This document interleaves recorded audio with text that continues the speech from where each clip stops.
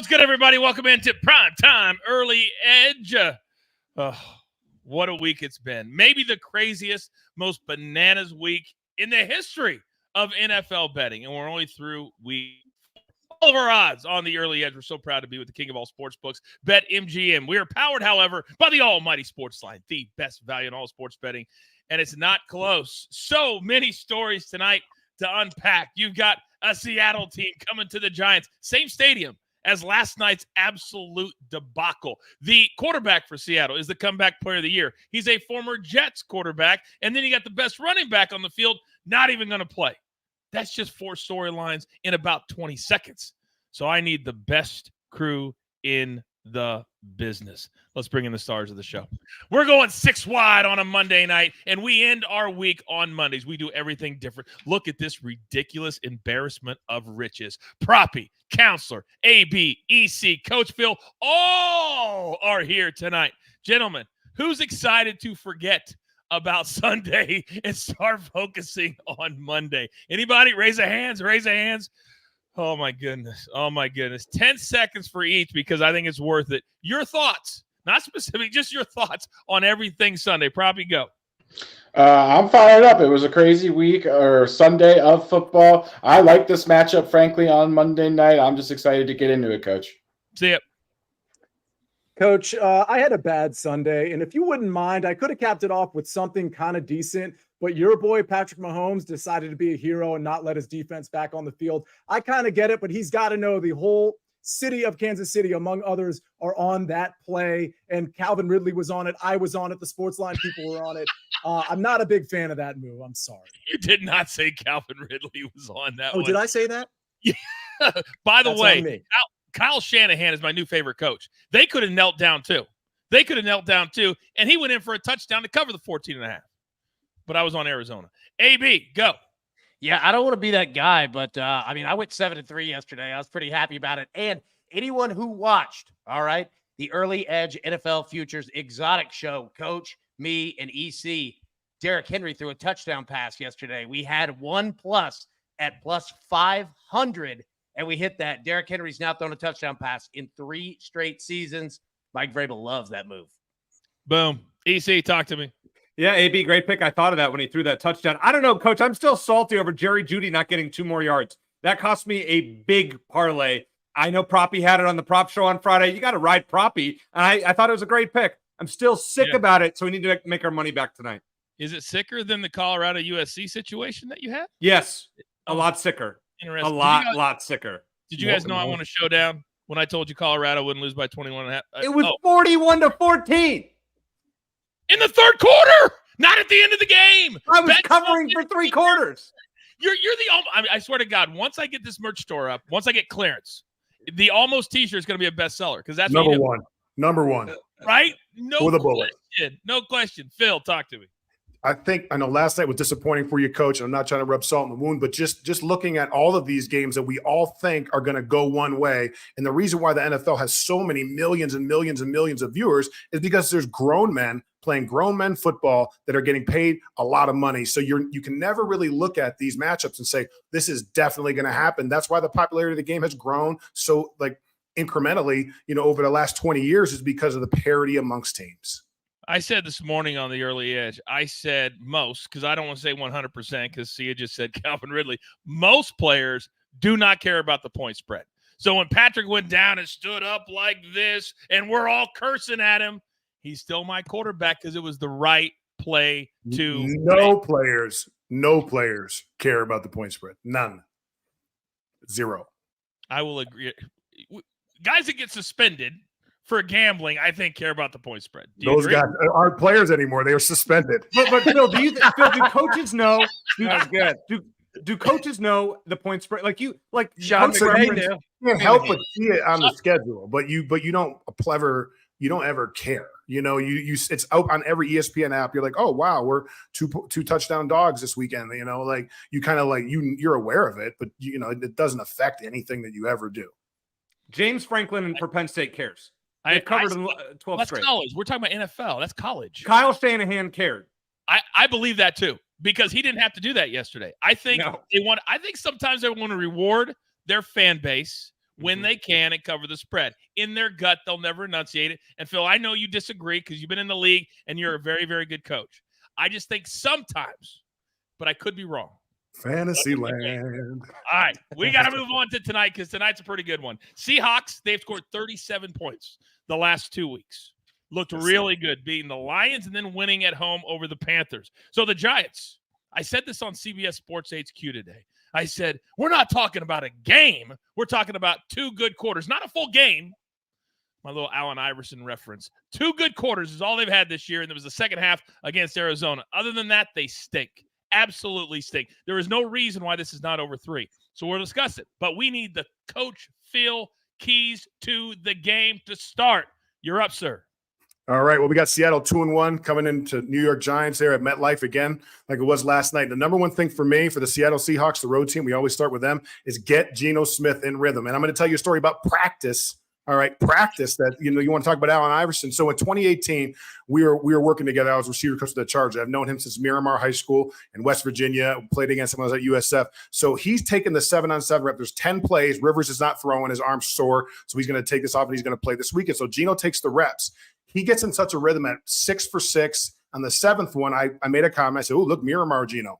He, on the 8th play, took his drop, threw the ball, stared us down, all the coaching staff, and then completes the next 2 passes, goes 10 for 10. The whole coaching staff goes, wow, he could probably start for half the league, and they were sure right. Because when he's confident, he's rolling. Number 2, establish the run. Get Kenneth Walker going. Wink made an emphasis that for this Giants defense to stop the run. We got to do a great job, with Kenneth Walker, getting him in between the tackles. He's a power runner. He's scored 4 touchdowns already. I think he's only behind Raheem Mostert, who has 6 touchdowns. The Giants are 29th in the NFL right now, averaging 138 yards against in the rushing department. Flipping over to the New York Giants, they got to do a great job on defense. They got to shore up that run defense, which as Jet's mentioning, and they have to create turnovers. They're towards the back half, towards back third of the league, and almost all turnover forced fumbles, picks, and all those types of things. When you're trying to win without Saquon Barkley, who's out tonight, you're going to need to make sure you create some turnovers to create short fields for Daniel Jones. Number 2 is, what is the offensive identity for these Giants? Are they going to run the ball with Matt Breida? Are they going to play pass with Jones? In my opinion, they're going to have to run Jones a little bit more. He's got 24 carries on the year and 27 carries by Barkley, so he already has been a significant portion of their run game. I think it's important to find out what he can do. All right, and then again, control of the football, all right, running the ball and creating positive field position. Even if you got a punt, make sure they're backed up so you're having to have short fields when you get the ball back. I love Coach Phil's keys to the game. And by the way, boys, that apartment complex that he just kind of threw to the side where Geno and him lived, yeah, none of us could afford it. I promise you. I've been there. I used to visit him all the time. Next level kind of stuff. It was like where the beautiful people live. That's what it was like. Crazy, crazy nice. Crazy nice. But you used a name right there, Phil, is where I want to start because, Proppy, I'm coming to you. Matt Breida is a name that you just said. And, Proppy, you feel like tonight maybe is not going to be a good night for Matt Breida. Explain yourself.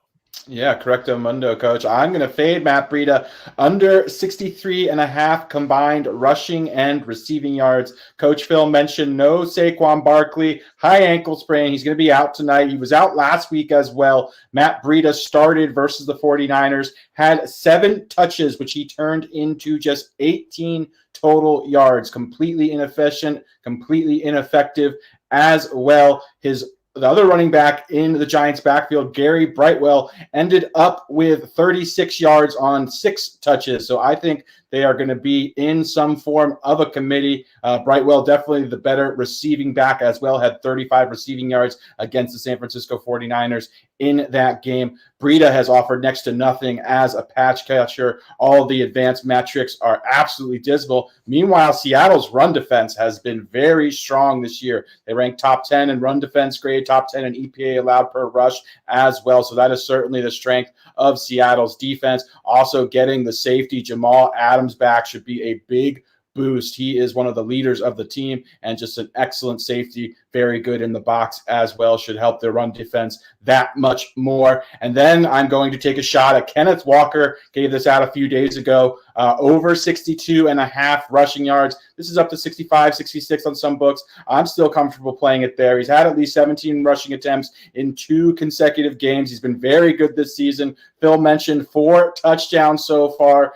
Pete Carroll in Seattle love to run the football as well. He's had at least 17 carries in back-to-back games. The Giants' defense is absolutely dismal. They're terrible stopping the pass. They're terrible stopping the run as well. I think he's a near lock to get us at least 15 to 17 carries tonight. That should be enough to go over 63 yards, but I'd play this one up to 65 to 66.5. There's a lot of people that don't get to see the West Coast teams very much. Kenneth Walker, if you've never seen him play, is special. He is absolutely special and dynamic to watch run. Now, that story about Geno Smith was amazing. And Sia, you think Geno tonight is going to have a very good, accurate game. Explain yourself. Yeah, I like it that you said accurate because I'm really going for efficiency here on Geno Smith. I have his over in total completions over 22.5 plus money here. In some places, this is already up to, or down, I should say, to minus 120. I still like it there, obviously, but you can get a plus number at some places as well. In his last 2 games, he's hit this 23 in one of the games and 32 in the other game. Granted, the 32 was a game that went to overtime, but he hit that very easily in regulation. This is one of those situations where I don't think there's going to be a ton of resistance on the Giants side, particularly with the secondary. And I will say that they're going to blitz a lot, the Wink Martindale system. They're probably going to throw some blitzes at him, and he's super efficient with the blitz too. He hit 9 different pass catchers last week. He really spreads it around to whoever's open. He's not necessarily just locked in on DK Metcalf or just locked in on Tyler Lockett. So I'm going with the efficiency here as opposed to the volume. If you wanted to take his pass attempts, it would be 33.5. But because I trust his efficiency, I'm away from the attempts and I'm on the completions. And for the record, I do think the Giants are going to fight back a little bit. They've had extra days to prepare for this game. What does that mean? I think the offense is going to click a little bit more than people think. What does that also mean? It means Geno Smith might actually have to use his arm as opposed to solely relying on Kenneth Walker and Zach Charbonnet. So give me Geno Smith over 22.5 completions at a plus number. When he's confident, he's rolling. A smart man once said that. And I think Geno Smith is going to roll tonight. Yeah, and before you all say it at home, I'll say it for you. Yes, C is way smarter than the rest of us. Now, you know I don't know anything about fantasy. Quickly, Chill Will says, I need DK to go under 19 fantasy points to win my match. Sia, do you think I have a shot? Yeah, I think you have a shot if he doesn't get in the end zone. If it's a PPR league, you're in a little bit of trouble because I think he's going to get probably 6 or 7 catches. That's my guess, and he should have a handful of yards with that. Which is why I know nothing about fantasy. That was like nothing I even understand. Thank you, Sia. Now, if there's one thing you all know, because we're a great crew every primetime night, if there's one thing you all know, I absolutely despise agreeing with EC. I hate it. Until tonight. EC, big boy, you got 2 big plays, and I love one of them, and that scares me. What do you got? Well, Coach, you just want to make up for the what happened last week. With losing that showdown to me. I mean, that didn't go so well for you, right? Whoa. You're not allowed to brag about a showdown when you've already lost a showdown since that showdown. That goes against every showdown rule. Does it not, Sia? Does it not? No, that is the rule, yeah. It's both written and unwritten. Thank you. It's just disrespectful to bring up the showdown when you lost. Saturday was a moral victory for me. It's fine. They're up 27. I'm good. All right. What are your picks? Seriousness. Let's go with the Seattle Sea Chickens minus 1.5. I like the Seahawks tonight, and I'll tell you why. Daniel Jones is 1-11 straight up in regular season primetime games. His only win was like a controversial W against Sia's Commanders last year. The Giants as a whole, 1-13 straight up in primetime since 2019. They're 0-8 at home straight up since 2017 in primetime home games. It's 1-7 against the spread. The Giants have been awful for 5 halves out of 6. They haven't scored an offensive touchdown. I think was it like 5 of them, something like that, or maybe 4. And they haven't scored a first half touchdown all season. Last year, Seattle won this matchup by 2 touchdowns. I could see them doing it again. So I'm going Seahawks 23, Giants 16. We'll say a little bit closer, but I love the Seattle minus 1.5. I think you're on that play, right, Coach? You with me on that one, or is it the other one? Yes, I'm on that one. Yes. Okay.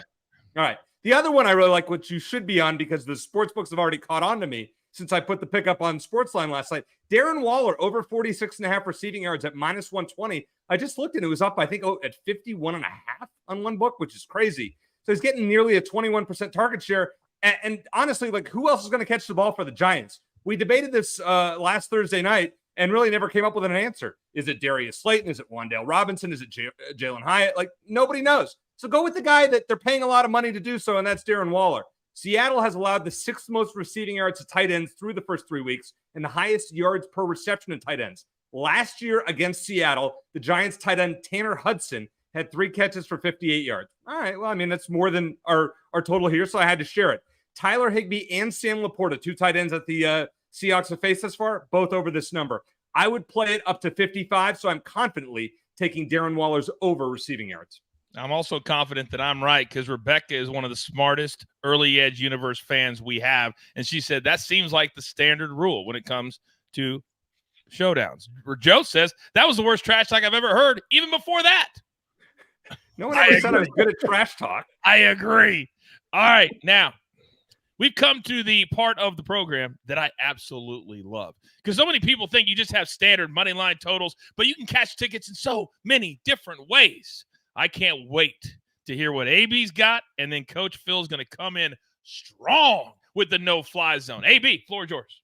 Yes, sir. All right. You know we like to do our film work, and you know we like to get degenerate with these bets. So let's go ahead and pull up the no-fly zone. Let's look at Geno Smith first. All right. Now, pretty standard fare. Not bad. If anybody's new to the no-fly zone, if you look on the left here, and I'll put this full screen so that you can see, left is the Giants secondary completion percentage ranks across the NFL. See the bottom left, Geno Smith is interception splits. He's only thrown 1, so there you go. And then on the right side, Geno Smith just really as a whole. So where Geno Smith could get in trouble tonight is if he is under duress and under pressure, which we know Wink Martindale likes to do with that Giants defense. And if he does, it's going to be short yardage passing, all right, in the middle of the field and on the left here. That's where he gets into trouble. But you see, deep left, deep right, when you have guys like DK Metcalf, Tyler Lockett, he can hit you deep, man. So if you bring a pressure and don't get home, buddy, you might as well just played yourself on that one. Now, let's go ahead and take a look at Daniel Jones because this is where trouble begins. All right. Now, if you see on the left-hand side and added an extra arrow, I don't know why I left that there. That's my mistake on that one. But you see he's thrown 2 touchdown passes, 4 interceptions this year. 75% of those interceptions were in the first half. All of them were playing from behind. And if you look at Daniel Jones here, it's not too terribly bad, but there are danger zones all over the field. Deep middle, don't even try it. All right, left here on the side from around the 10 to the 20-yard line, trouble. Same thing on the right-hand side. So Daniel Jones is going to have to be very careful, especially if the run game is not going and if he's under his pressure as well. That could be trouble for him. So let me pull myself back here so we get my picks and then throw it to Coach Phil so that he can break down what he sees from those. So what I have are 3 plays for tonight. We're going to go with Seahawks-Giants. Both teams to score 20-plus points. Yes, the reason I'm playing this is that primetime games as of late have been, well, insane. We saw it last night, and I think there's an opportunity that these teams are equal enough that we're going to have banana land from time to time, but we're also going to have basically a car wreck on the interstate and gridlock and nobody can move. That's why we're going to play over 7.5 punts, because how this game is going to go, first down offensively for both teams is going to be incredibly important to play above the sticks, because if you don't, on second down, you are going to face a hellacious pass rush to get you into third down and long, and that's where these quarterbacks make trouble. So we're going to play punts. We're also going to play Seahawks-Giants over 2.5 turnovers in this game. Fumbles, interceptions, both teams, they all count. Those are our 3 right there. Isn't it crazy how now we're into week 4 and the chat, you guys are so smart. You're starting to figure out what those graphics looks like. I see you guys in the chat, so smart. Thank you for paying attention. That means a lot. It's more than I can say for EC. Coach Phil, now you just saw the no-fly zone, and they're talking about why it's amazing that when he looks this way, but not over this way. What do you make of the 2 quarterbacks tonight and their propensity, perhaps, to throw an interception? Sure. So this is this one I wanted to start with anyway. This is perfect. So talking about Geno, he does like to get into rhythm. He does like to build confidence. Another thing he loves to do is give the receivers a chance. What does that mean? Some of the 50-50 balls to DK, taking chances. That'd be an area where he possibly can get himself in trouble. When he is rolling, he'll take more chances. So that can possibly, I've seen that happen with him. Another thing that is probably most important when you're looking at this is the 4-man rush of the Giants. Kayvon Thibodeau, those guys have to create a 4-man rush and allow 7 people in coverage. If Wink has to bring 6 guys in pressure, Geno's good enough to hit that third step, hit a slant out there, and the ball won't be in jeopardy as much. So think about that 4-man pass rush is going to be the key differentiator when we're talking about interceptions in relation to Geno Smith. Moving over to Daniel Jones, I think he's a young quarterback who's just a little bit inaccurate. And he's obviously, because of the way that they run their offense through him and Saquon, restricted splits, zone read, run the quarterback, nakeds. All of those things are for when the game is within 1 score or when you're ahead. When you get behind and you force this young kid to drop back, I just don't believe he's as accurate as you would like at this point to throw 40 drop back passes in a game. So that's where the turnovers can happen, just with the volume of attempts for Daniel Jones. Well, and I think you're going to be playing from behind tonight because I played over 32.5 attempts on CBS Sports HQ. So that's feed right in to what you were saying, correct? Correct. Did I understand it correctly? Yes, sir. Even I'm figuring it out. Proppy, I got to come back to you because the chat wants to know, would you play Kenneth Walker over 14.5 rushes? Also, I played DK Metcalf today on HQ, over 65.5 receiving yards. I want your thoughts on both.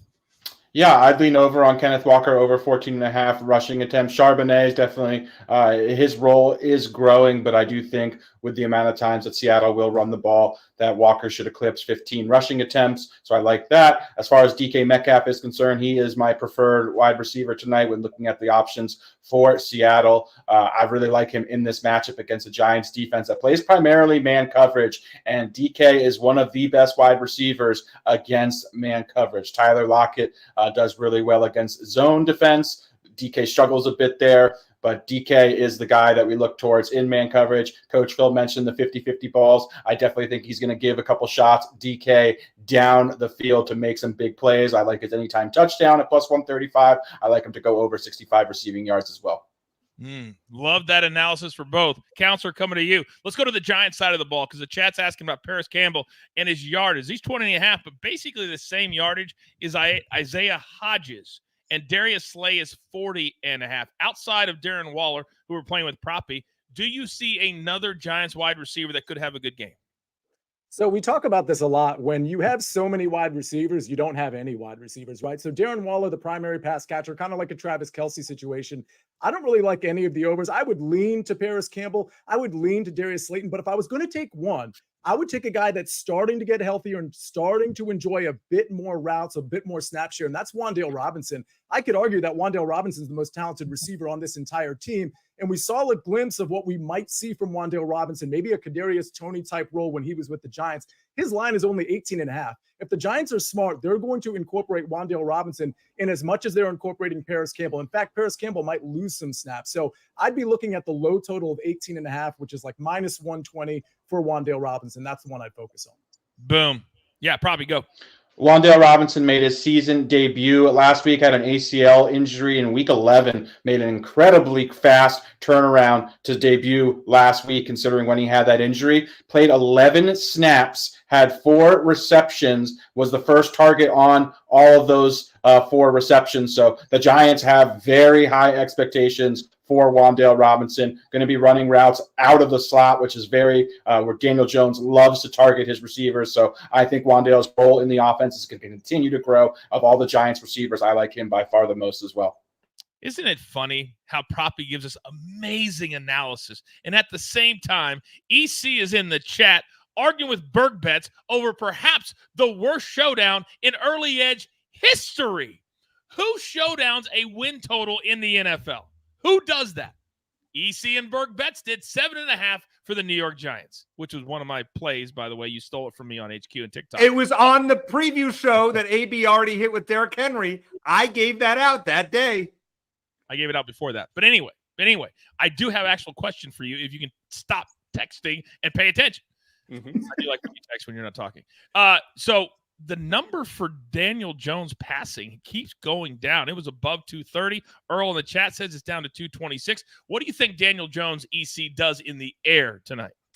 The one issue we haven't really talked about, Coach, is Andrew Thomas is out, and that's the Giants' best offensive lineman. And Evan Neal has been the second worst tackle, has been graded out thus far in the season. How's Daniel Jones going to be able to stand back there and have time to throw? I think the bet for him is to play his rushing yards over 36.5, which somebody put in the chat, and I actually looked at that as one of my plays. I would not touch, especially with the receivers. You just don't know where the ball's going to go. Listen, I think Darren Waller's going to get his, but I would stay away from anything over 200 yards from Daniel Jones. Now, you want to play an alt line at like 175 or 150? Hey, great. You want to throw that in a parlay? Awesome. But am I playing the 225 or 230? Absolutely not.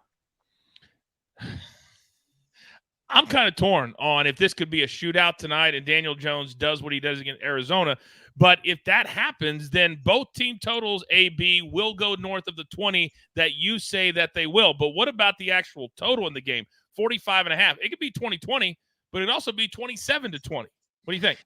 Yeah, I mean, look, I'm going to steal a line from Props here, and I'll leave us all on the screen so that Props, you can respond to it, that there are so many more paths to the under than they are to the over tonight in this game, right? Like, I mean, legitimately, things have to go perfect, and you have to have a good sprinkle of insanity. And I think we are going to have that. Now, here is where the points will rack up.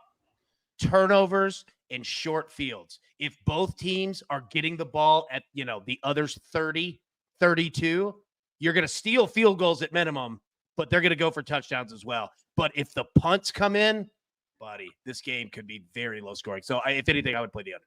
All right. I've got one for you, Phil, but Prop, you want to respond to that? I agree with AB. As far as the total is concerned, don't have a strong take either side, but certainly the Giants, when things break down with Daniel Jones, just not a lot of talent offensively around him. When you kind of put a lot of responsibility on him, certainly think he can just be very turnover prone in that situation. All right. Really good question from the chat, Phil. How do you replace a Saquon Barkley when he's trying all week long to get back when you really know he's probably not going to play, but he wants to? As a coaching staff, how do you handle that? Yeah, so you have to prepare almost like 60% of the game plan for him not to be available. Then 40% of it is things that Breida can do or the other backs can do. So the game planning without Barkley, I mean, it really limits like just the creativity that you can have. And he catches the ball so well in the backfield. He's so dynamic. So I think they're going to maintain many of the plays that the majority of the plays that they've had, but you're just going to have lesser talent trying to execute the plays. Boom, boom, boom. Does anybody have anything else? Because I tell you, I'd say this every single night. This show goes so fast. We get past the top of the so any final thoughts in the game, then we'll do the gym. Go ahead, Counselor. Yeah, one thing to keep in mind here, and I understand that Seattle's getting some guys back in the secondary, but this Seattle secondary allowed Stafford to throw for 334 yards. Okay, that's okay. It's Matt Stafford. Jared Goff to throw for 323. Okay, that's okay. Jared Goff, it's a dynamic offense. And Andy Dalton to pass for 361 yards. Andy Dalton to pass for 361 yards. Andy Dalton to pass for 361 yards. No, it's not on a loop. I just have to emphasize the point. So here's my point, though. I'm not saying Daniel Jones is going to go over his total, but if you think Seattle's going to run out to a lead, they are going to give up some passing yards. And so all of a sudden, these receivers and Daniel Jones will start chucking the ball around because, honestly, it's been kind of a sieve type of defense. Andy Dalton, 361 yards. My goodness. Probably go.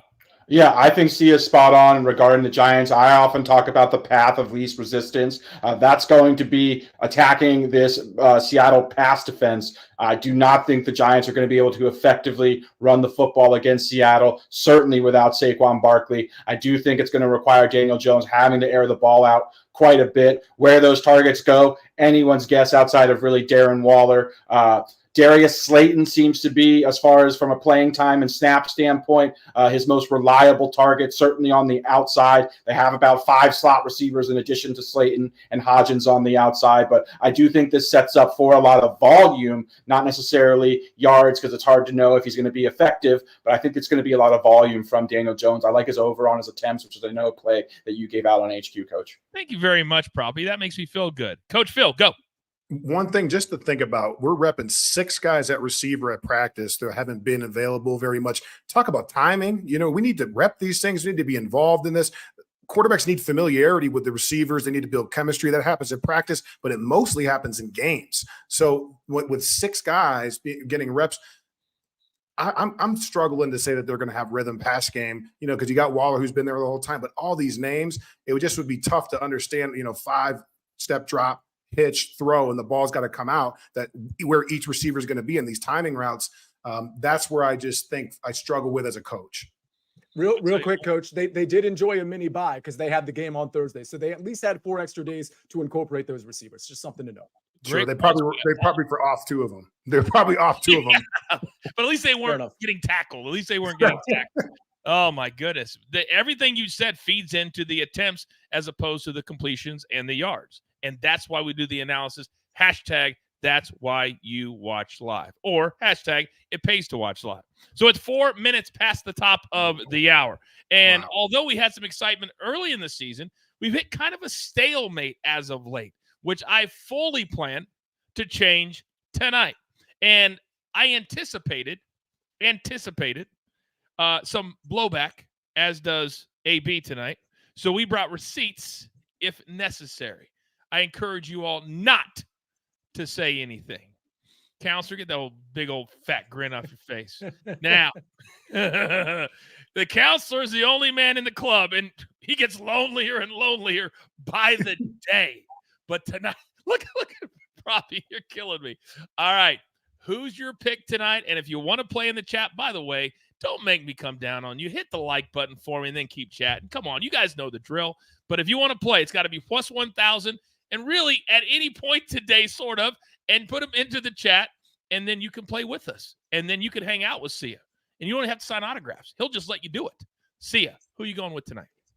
Yeah, so I was kind of hoping that Will Dissly and Noah Fant, or at least one of those two, was going to be out for this play, but I still like this play given that Dissly and Fant are probably banged up a little bit. I'm going with backup tight end Colby Parkinson at 40-1. I could absolutely see a scenario where we got play action, we got people biting, we got DraftKings Metcalf, Tyler Lock button. You're looking for a big man, you're looking for a smart man in space. Oh, he went to Stanford, he's 6'7", 250 pounds. Give me Colby Parkinson in the middle of the field, easy pitch and catch.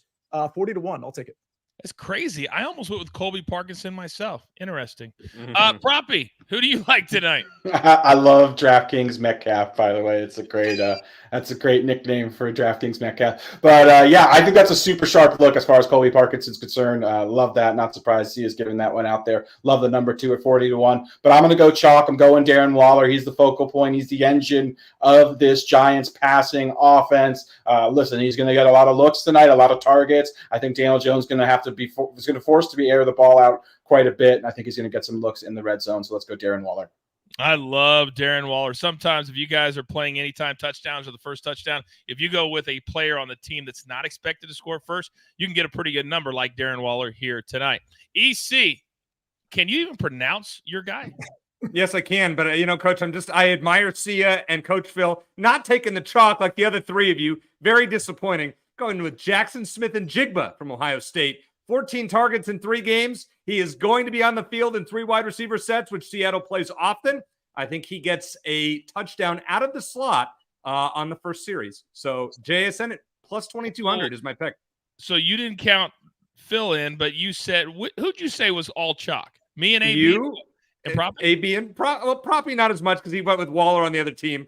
But you and AB, come on, that's chalky. Do you know where they don't say it's chalky? The damn club. They never walk in and give you a bottle to pop and go, I'll be there. They don't. And I'll let you know what I think after tonight. They don't do that there. In fairness to Coach and AB, they rarely go chalk too. AB loves taking team defenses here. Coach, you're always the last one to respond, and you often get guys at really long odds. So gotta stand up for my guys there. Mm-hmm. Thank you, Proppy. EC, you can shut it. AB, who do you have? Yes, sir. When in doubt, run that 9 route. Tyler Lockett. I don't even have to explain it, man. This dude could score at any moment. And look, chalk, I don't care about that. Like Coach Jack Riley of the Hawks in the Mighty Ducks. Look, we're here to put up banners, son. That's what we do. Give me Tyler Lockett. And I'm going to give you the same take. Damn it, DK Metcalf. And I do not ask me to show you because it's plus 1,000 right on the dot, depending on where you shop around. The man will be a beast tonight. He'll go over his yardage total, his catch total, and his first one is going to be in the end zone. And he's going to flex like this. And then I'm going to take a picture of myself flexing like this and post it on Twitter. And I'm going to tag you, EC. That's exactly what I'm going to do. Yeah, you and DK have the same physique, exactly. Have you seen my action figure? Yeah, Just what I need. More responses to Coach's tweets, as if that wasn't enough from Saturday. Hey, you made me put that video out. You made me. You talked so much. Coach Phil, explain yourself. Yeah, Coach, are you going to Napa this fall? I am actually. I'm going on Pick the. me up. Yep. Awesome. Well, pick me up a nice bottle of Zach Charbonnet. All right. This is a big time running back, transferred from Michigan to UCLA in the Portal Wars. All right. With the early Portal War guy, ran the ball really well out of UCLA. He is coming on. All right. And this guy is really running the ball physically. I mean, he got the angry run, Scepter or whatever the heck that thing is on NFL Network. I love this guy, and he's got a great name. So Zach Charbonnet, Cabernet, Zinfandel, Pinot Grigio, whatever he is, I want two. He has some beast mode in him. He does. By the way, do you guys see that Mr. Beast is going to be on the jerseys for the Carolina basketball team in the NBA this year? The famous YouTube guy? Apparently he makes so much money, he's going to be the patch on the Charlotte Hornets jersey. I can't make it up. I'm dead serious. I will never be wearing that jersey. Grown men didn't wear jerseys. Fair enough, but 330 million followers he has. 330. The man's a beast, and literally that's his name. All right, boys, we've only got about 5 minutes to get our best bets in. So one line as we go around for our best bets. Hopefully, if you haven't got them in or you came in at the top of the hour, here they are. Proppy, go. Yeah, Matt Breida under combined 63.5 rushing and receiving yards. He has just really struggled without Saquon Barkley. I think he'll be at best a 50-50 split with Gary Brightwell in New York's backfield as well. Seattle's run defense is also strong. And then we're going to go over 62.5 rushing yards on Kenneth Walker. I'd like this one up to 65, 66.5. New York's rush defense has been putrid. He's had 17 carries in back-to-back games, 47 rushing attempts through 3 games. I expect that type of workload tonight. That should be enough to go over. Counselor, you're up. Yeah, Geno Smith, he's going to spread it around to all of his pass catches. He's going to be very efficient with it against a bad Giants defense. Give me the over 22.5 completions and a strong lean to that Wan'Dale Robinson over 18.5 receiving yards and maybe a sprinkle on that first touchdown at 35 or 40 to 1. Props to the chat for pointing that out.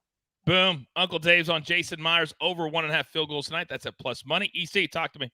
Well, the Giants are 1-13 straight up in prime time since 2019 and 0-8 at home since 2017. And you want to take them? I don't. Seattle minus 1.5. Love that. But when they're behind, they're going to throw it to Darren Waller a lot. So the over 46.5 receiving yards, I'd play it up to 55. I'm trying to get this damn Matt Breida play in before it shuts me out. All right, AB, talk to me.